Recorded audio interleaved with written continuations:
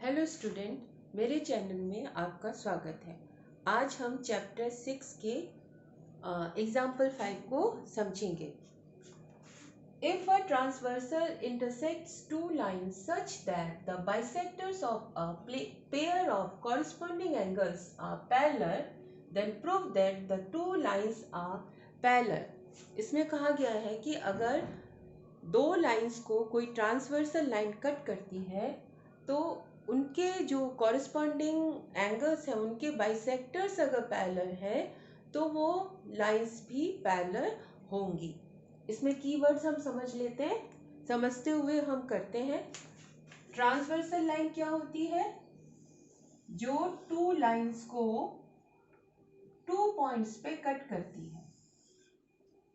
जैसे ये two lines है, अगर इसको एक लाइन कट करे तो ये वाली जो लाइन है, चलिए इसका नाम रख लेते हैं ए और यहाँ से डी। ए डी ये ट्रांसवर्सल लाइन होगी। इस लाइन का भी नाम रख लेते हैं पी क्यू, इसका नाम रख लेते हैं आर एस। इंटरसेक्टिंग पॉइंट्स जो है उनको भी हम नेम उनका रख लेते हैं। इसको रख लेते हैं बी, इसको रख लेते हैं इस पॉइंट को सी। तो इसमें एक लाइन, जो फर्स्ट लाइन है कि ट्रांसवर्सल इंटरसेक्ट्स टू लाइंस आ गया। ठीक है, अब उन्होंने दिया हुआ है pair of corresponding angles. Corresponding angles क्या होते हैं? वो एंगल्स जो ट्रांसवर्सल लाइन के सेम साइड में हो, दोनों इस तरफ है, प्लस जो लाइंस हैं उनके भी सेम साइड में हो। जैसे इस लाइन के ऊपर के साइड में है, इस लाइन के भी ऊपर के साइड में है, दोनों के ही ऊपर साइड में है, तो ये कहलाएंगे कॉरेस्पॉन्डिंग एंगल्स। तो इन कॉरेस्पॉन्डिंग एंगल्स के जो बाइसेक्टर्स हैं, अब कीवर्ड आ जाता है बाइसेक्टर। बाइसेक्टर क्या होता है? बाइसेक्टर मींस जो ऐसी लाइन जो किसी लाइन को या किसी एंगल को टू इक्वल पार्ट्स में डिवाइड करती है, उसे बाइसेक्टर कहते हैं। यानी कि इस एंगल का बाइसेक्टर इस एंगल को टू पार्ट्स में डिवाइड करेगा और इस एंगल का बाइसेक्टर इस एंगल को टू इक्वल पार्ट्स में डिवाइड करेगा। इसका नाम रख लेते हैं बी, तो इसका नाम रख लेते हैं एम और इसका रख लेते हैं एन। ठीक है, अब ये बाइसेक्टर्स कैसे हैं? पैरेलल हैं। यानी ये जो बाइसेक्टर्स हैं ये पैरेलल है इसके। ठीक है, अब आपको प्रूफ करना है कि two lines are parallel. Two lines कौन सी? P Q and R S, ये दोनों भी पैरेलल होंगी, ऐसा आपको प्रूफ करना है। तो जब भी कुछ प्रूफ करने के लिए दे तो आप वहीं से स्टार्ट करिए कि ये दोनों लाइंस कब पैरेलल प्रूव हो सकती हैं। ये दोनों लाइंस पैरेलल तब प्रूव होंगी जब इनके कॉरेस्पॉन्डिंग एंगल्स इक्वल होंगे। तो इनके कॉरेस्पॉन्डिंग एंगल्स कौन है?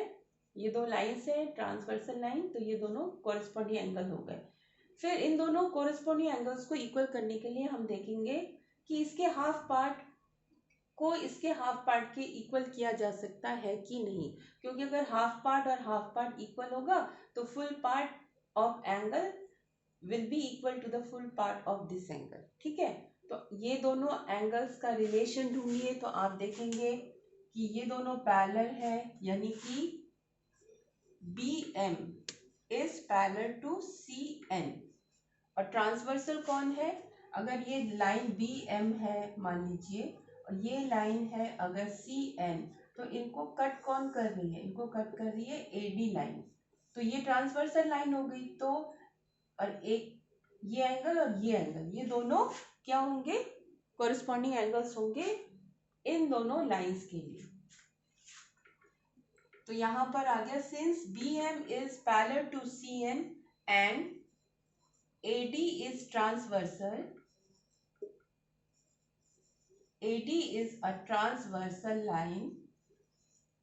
ठीक है, तो इसका मतलब एंगल ABM, मतलब this angle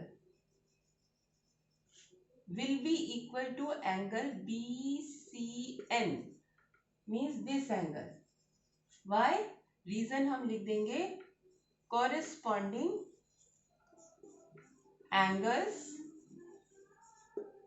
axiom, axiom means नियम, कोरिस्पॉन्डिंग एंगल्स के नियम के अकॉर्डिंग। अगर लाइंस पैरेलल है तो उनके कोरिस्पॉन्डिंग एंगल्स इक्वल होंगे। अब जो ABM है वो किस एंगल का आधा है? इस पूरे एंगल का, यानी कि हाफ एंगल ABQ है ये। इसी तरह जो BCN है वो किसका आधा है? Half angle BCS। ठीक है, हाफ हाफ कॉमन हो गया तो आपका यहाँ पर बच गया angle ABQ equals to angle BCS, means the whole angle will be equal to this.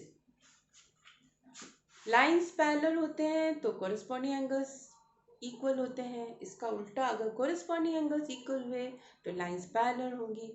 तो यहाँ पर अब कोरिस्पॉन्डिंग एंगल्स इक्वल आ रहे हैं तो इनसे रिलेटेड जो लाइंस हैं वो पैरेलल होगी।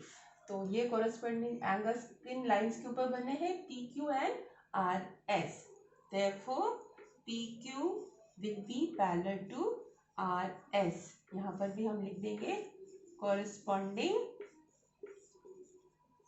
एंगल्स